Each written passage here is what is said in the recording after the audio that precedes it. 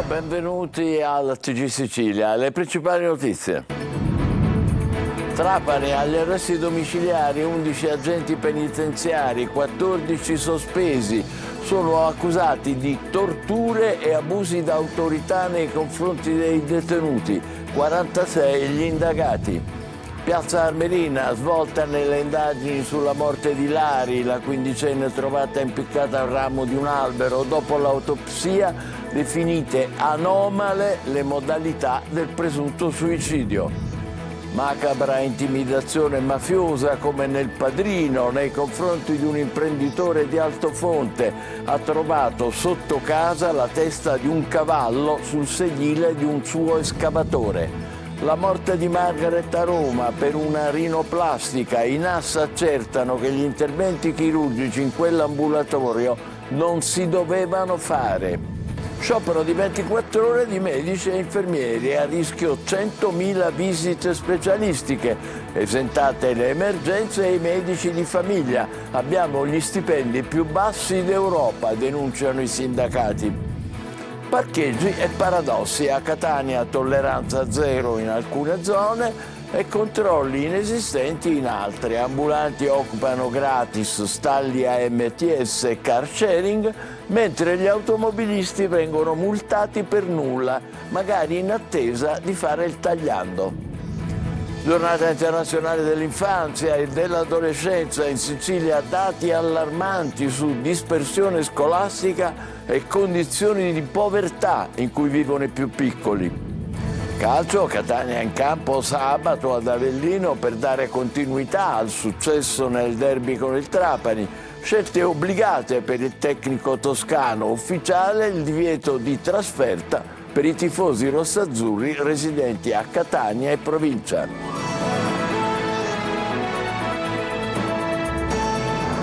Bentrovati. Nel carcere di Trapani violenze e torture, 11 poliziotti penitenziari agli arresti domiciliari, 14 agenti sospesi. A incastrarli le telecamere installate dopo le denunce dei detenuti. Laura Spanò. All'interno del carcere Pietro Cerulli di Trapani c'era chi sapeva o vedeva e ha taciuto. Oggi molti di questi sono indagati nell'operazione portata a termine dopo 3 anni di indagine da parte del nucleo investigativo della Polizia Penitenziaria Centrale. È come se all'interno di una struttura chiusa, il carcere, ci fosse un'ulteriore struttura dove tutto fosse legittimo.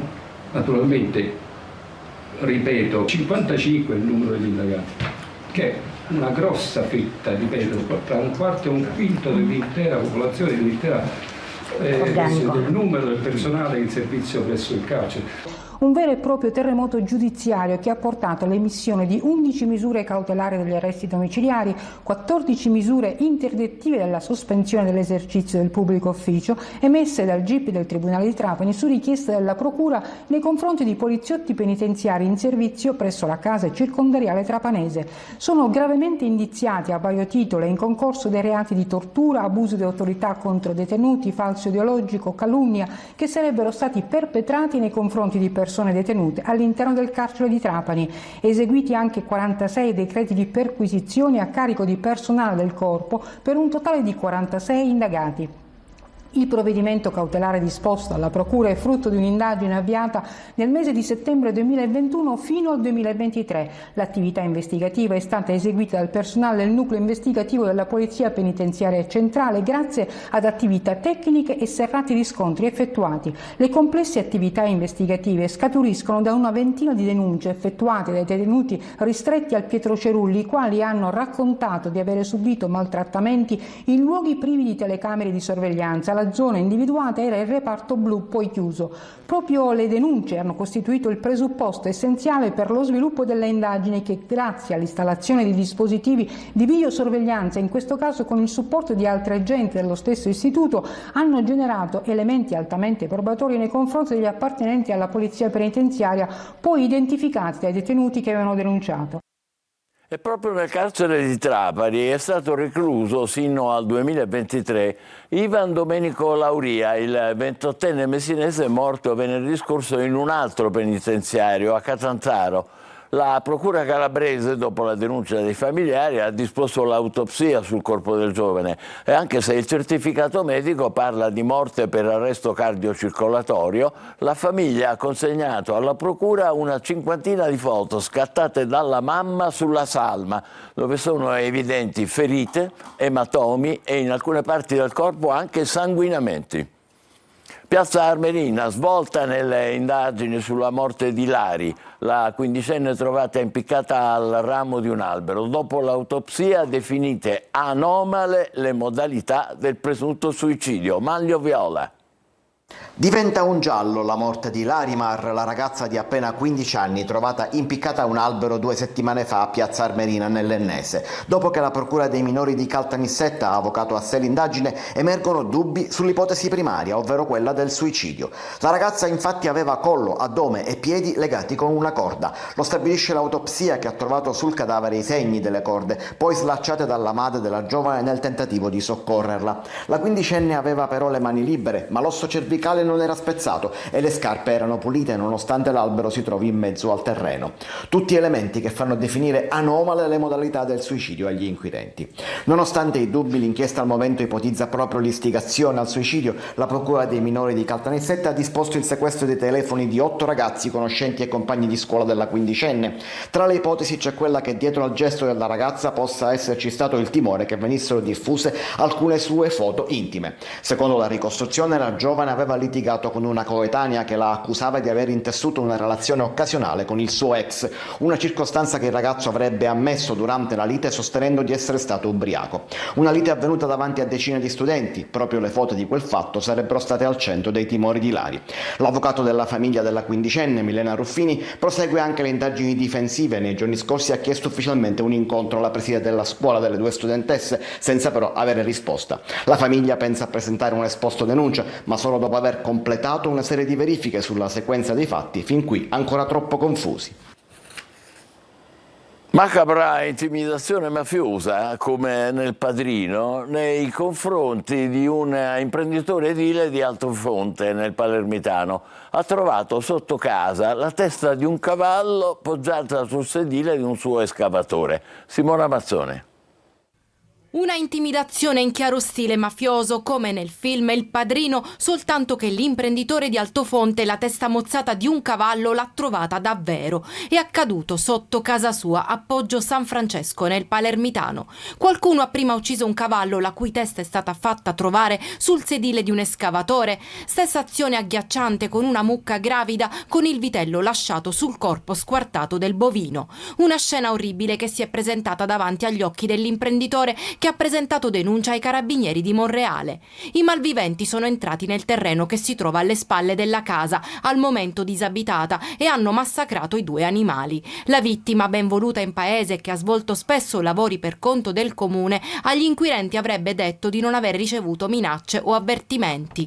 L'amministrazione comunale di Altofonte ha espresso ferma condanna per l'atto intimidatorio e solidarietà nei confronti dell'uomo. Condanna che si legge chiaramente nelle parole del sindaco Angela De Luca: sono rimasta pietrificata, non riesco a spiegarmi tanta barbarie. De Luca aggiunge che tutta la comunità è fortemente turbata per un gesto che sembra farci tornare nel Medioevo, per i suoi metodi inaccettabili, fatti non da semplici criminali ma da veri e propri barbari. Si avvicina il 25 novembre, giornata internazionale dell'eliminazione della violenza sulle donne. Ecco la storia di Mari, che ha subito violenza psicologica. Per lo Stato però non è una vittima. Marco Gullà. Lei si chiama Mari, imprenditrice palermitana, vittima di violenza non riconosciuta. Un paradosso se si considera che questa donna ha dovuto stravolgere la sua quotidianità dopo un episodio che le ha cambiato la vita. Io sono stata protagonista di una brutta vicenda. Una vicenda che mi ha reso al centro delle cronache locali e nazionali. A gennaio del 2023 la città di Palermo viene tapezzata da dei volantini dove mi ritraevano insieme al mio ex marito ed altre 15 figure maschili, dove l'illazione era quella sessuale, ovvero che erano i miei ex amanti. Diciamo che in quel momento la mia vita si stravolge completamente, perché inizia una gogna mediatica contro di me senza conoscere realmente quello che ci fosse dietro quella brutta vicenda. A questa donna sono state bruciate anche 3 auto, nessun colpevole, seppur le abbia forti indizi. Ma non ci sono le prove e allora va tutto in archiviazione. Mari non è vittima di violenza. Diciamo che la mia vita in quel momento cambia completamente, anche perché quella notte di sabato sera di fine gennaio io cerco in tutti i modi di capire cosa stesse succedendo, perché mio figlio era fuori. Quindi vengo avvisata immediatamente di questi volantini sparsi proprio per il centro della città, dove io risiedo, dove io avevo attività commerciali, dove tutti mi conoscevano, e di corsa scendo per capire e inizio a raccogliere centinaia di volantini. In vista del 25 novembre, giornata internazionale per l'eliminazione della violenza sulle donne, parte oggi la campagna Nessuna scusa con vari testimonial nazionali. Questo invece è il messaggio che l'imprenditrice vuole mandare. Fidatevi a competenti, a delle associazioni che hanno competenze in materia, che vi possono supportare, a donne che hanno subito violenza e che vi possono aiutare, che vi possono informare, che vi possono accompagnare a fare anche una denuncia. La morte di Margaret per una rinoplastica. Nello studio medico Procopio a Roma si eseguivano interventi di chirurgia plastica senza le autorizzazioni e i requisiti necessari. Nell'ambulatorio i carabinieri di Nassa hanno trovato bisturi, anestetici e altri strumenti per operazioni. Desiree Ferlito. Lì dentro si operava senza autorizzazioni. I carabinieri dei NAS, rimasti a lungo nello studio Procopio a Roma, non hanno più dubbi. In quell'appartamento all'Euro, trasformato in ambulatorio, dove Margaret, la 22enne di Lentini, che voleva ritoccare il naso, è entrata in coma per poi morire in ospedale, venivano eseguiti dei veri e propri interventi di chirurgia plastica che non potevano essere fatti. C'erano un bisturi, l'anestetico locale e altri farmaci. Una perquisizione durata alcune ore. Accertate inoltre che nello studio mancava la documentazione medica, quella contabile, la descrizione dei farmaci e gli strumenti per fronteggiare eventuali emergenze, come quella che è costata la vita a Margaret. Le ipotesi al vaglio degli investigatori sono una possibile reazione allergica o un errato dosaggio dell'anestesia, oppure una complicazione dovuta al fatto che alla giovane paziente non era stato raccomandato di rimanere a digiuno prima dell'intervento. La Procura di Roma ha disposto anche il sequestro dei tabulati telefonici dei 2 Procopio, utile per verificare un eventuale inquinamento delle prove. Un operaio di 40 anni, originario di Mazara del Vallo, è morto cadendo da un muretto alto 3 metri, dove era seduto assieme ad alcuni colleghi in attesa di un furgone per rientrare a casa. L'episodio è venuto ad Acireale, in prossimità del torrente Lavinaio Platani. A Palermo un 52enne bresciano è stato trovato morto la scorsa notte nella sua barca a vela, ormeggiata alla molo trapezoidale. La morte risalirebbe addirittura a 5-6 giorni fa. Oggi è la giornata dello sciopero di 24 ore di medici e infermieri, salve le emergenze e si astengono dallo sciopero i medici di famiglia, a rischio comunque 100.000 visite specialistiche. Abbiamo gli stipendi più bassi d'Europa, denunciano i sindacati. Lorena Dolci. La rabbia oggi indossa il camice bianco. Primari, specialisti, infermieri incrociano le braccia dalla mezzanotte per 24 ore. Uno sciopero contro la manovra del governo che rischia di fare saltare oltre 1 milione di prestazioni sanitarie. Non un assalto, ma una richiesta di aiuto, dicono ANAO e CIMO, le sigle dei medici ospedalieri che non vogliono essere complici dello smantellamento del sistema sanitario e in massa prendono parte alla grande manifestazione nella capitale.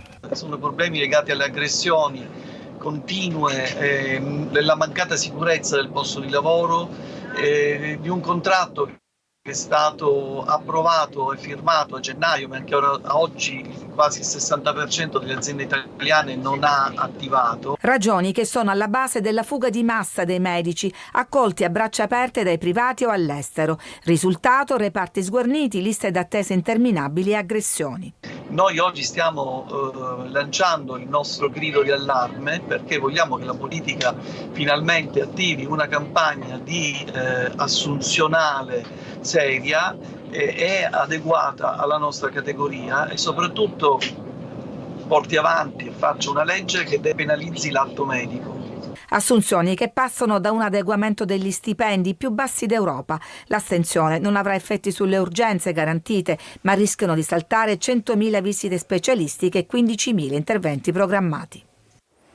Parcheggi e paradossi. A Catania tolleranza zero in alcune zone e controlli inesistenti in altre. Ambulanti che occupano gratis gli stalli della MTS e car sharing, mentre gli automobilisti vengono multati per nulla, magari mentre sono in attesa di fare il tagliando. Tonino De Mana. Auto in doppia e tripla fila, ambulanti sulle strisce blu o negli stalli del car sharing, carico e scarico a qualsiasi ora, incuranti dei cartelli e del codice della strada. Catania, ostaggio del traffico, dell'anarchia e dei paradossi, con strade vessate dai controlli, a volte rigidi e senza tolleranza come in via Milano, Pole, Leopardi ed altre, dove non si vede mai girare una pattuglia. Sulle strisce blu, tinteggiate e ben visibili, esattamente l'opposto di quelle bianche, quasi sempre scolorite, si passa da un eccesso all'altro. Ci sono strisce blu e strisce blu, ma forse il blu di via Leopardi è diverso dal blu di via Plebiscito? A quanto pare sembra di sì. Le macchine in sosta vietata devono essere verbalizzate, ma deve essere fatto tutto con un criterio. Ci sono alcune zone di Catania dove gli operatori sostari non passano completamente e alcune zone dove non puoi lasciare l'auto nemmeno per un minuto che ti trovi il verbale sul parabrezza.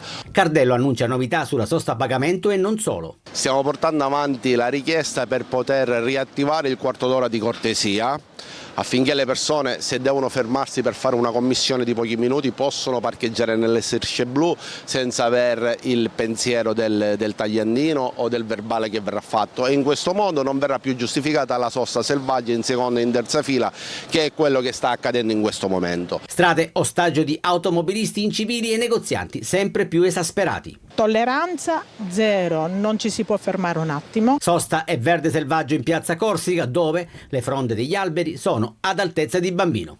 Dulcis in fundo, vi mostriamo lo street control fermo in doppia fila a largo Aquileia. Sarebbe un mezzo preposto per rilevare le infrazioni degli automobilisti, ma chi controlla i controllori?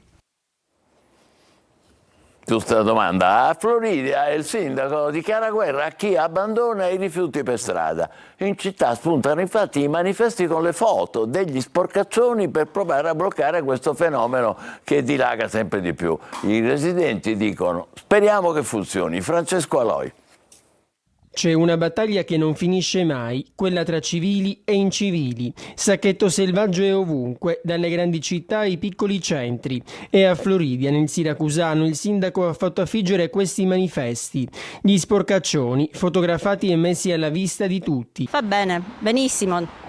Lo dovevo fare molto tempo prima. Lungo la strada provinciale che da Siracusa porta a Floridia troviamo tanti cumuli di rifiuti di ogni genere, ma per gli abbandonatori seriali ogni angolo è buono per disfarsi da ciò che non serve più.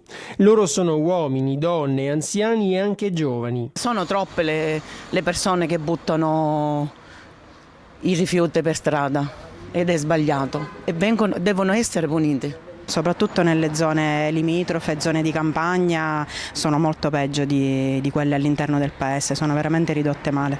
Per chi si comporta così scattano denuncia, sanzione e adesso si finisce anche sui manifesti.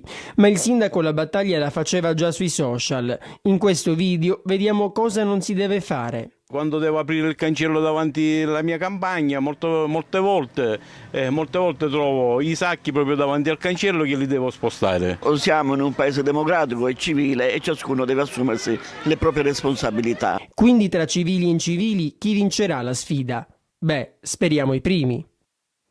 Speriamo davvero. Oggi giornata internazionale dell'infanzia e dell'adolescenza. In Sicilia dati allarmanti su dispersione scolastica e condizioni di povertà in cui vivono i più piccoli. Simona Mazzone. Un futuro difficile per i bambini si prospetta nel 2050 e per il decennio successivo rispetto agli anni 2000. Dati allarmanti in occasione della Giornata Mondiale dell'Infanzia e dell'Adolescenza nel nuovo rapporto dell'UNICEF. Un mondo trasformato da crisi climatiche estreme, spostamenti di popolazione e disparità tecnologiche, tanto che, secondo il report, tra poco meno di 30 anni la popolazione di bambini scenderà di oltre il 40% in Africa, al di sotto del 17% in Asia orientale e in Europa occidentale. Ma ci sono anche buone notizie. Si prevede che l'aspettativa di vita alla nascita aumenterà, anche se al momento conflitti e devastazioni stanno uccidendo troppi bambini. Il monito del capo dello Stato Mattarella è proprio questo: è nostro dovere difenderli da guerre e abusi, ha detto. Guerra e povertà nel mondo stanno alimentando una vera strage degli innocenti, mentre territori come la Sicilia non riescono ancora a offrire una società a misura di bambino. Nell'isola un quarto dei minori vive in condizioni di disagio economico, sociale ed educativo, per non parlare degli alti tassi di dispersione scolastica, mentre chi la scuola la frequenta regolarmente è costretto a studiare in istituti vetusti e poco attrezzati, come denunciano CGIL e CISL regionali. Secondo i sindacati, la Sicilia non è una terra per bambini, dove i tassi di povertà minorile sono i più alti del paese e dove la dispersione scolastica tocca il 17%, oltre 3 volte rispetto a quella di Umbria e Lazio. Adesso a bordo del treno espresso turistico delle Ferrovie dello Stato ripercorriamo lo storico itinerario sui binari dei Templi di Agrigento. Davide Sardo.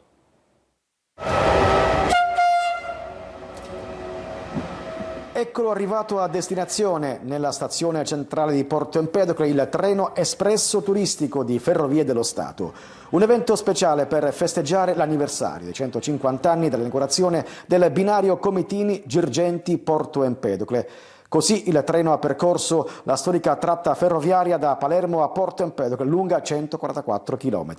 Con questa iniziativa si vuole rilanciare il progetto della Ferrovia dei Templi. La Ferrovia dei Templi è molto di più, perché consente di portare in un angolo tra i più belli della Sicilia direttamente da Palermo, come abbiamo fatto oggi, con questo treno moderno degli anni '80 completamente riadattato a un servizio di turismo di alta qualità, dove nel vagone ristorante si possono mangiare le eccellenze siciliane.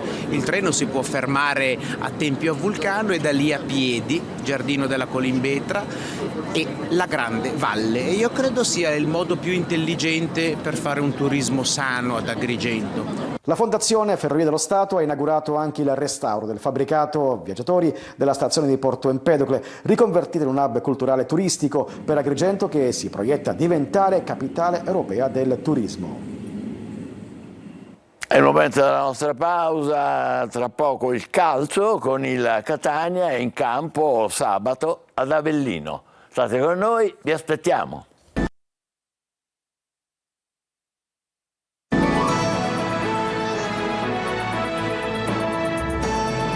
Riprendiamo il TG con il calcio. Catania in campo sabato ad Avellino per dare continuità al successo del derby con il Trapani. Difficilmente Toscano potrà recuperare qualcuno, quindi le scelte saranno essenzialmente tecniche. Francesco Triolo.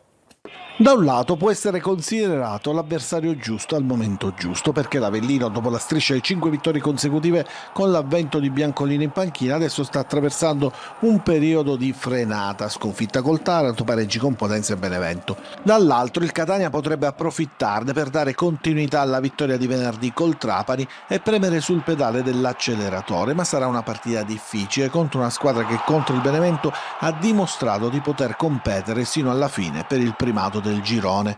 Il Catania però, grazie alla vittoria del derby col Trapani, ha recuperato fiducia e consapevolezza dopo prestazioni buone ma senza i risultati sperati.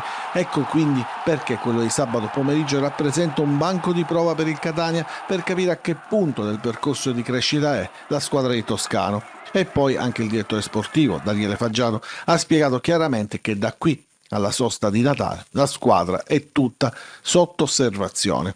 In questi giorni Bimbo Toscano sta lavorando sulle soluzioni da presentare al Partenio. Il tecnico etneo infatti potrebbe anche proporre un 3-5-2 più coperto, oppure la soluzione che col Trapani ha dato buoni frutti, quella di Jimenez, playmaker e stoppa sulla tre quarti. Difficilmente infatti Toscano potrà recuperare qualcuno degli infortunati e quindi le scelte saranno legate soltanto alle decisioni tecniche dell'allenatore. Intanto è arrivata l'ufficialità del divieto di vendita dei tagliandi per la partita del Partenio per i residenti in provincia di Catania. Quindi niente trasferta per i tifosi rossazzurri. Noi ci fermiamo qui, l'appuntamento come al solito è per le 20, grazie per averci seguito, buon pomeriggio.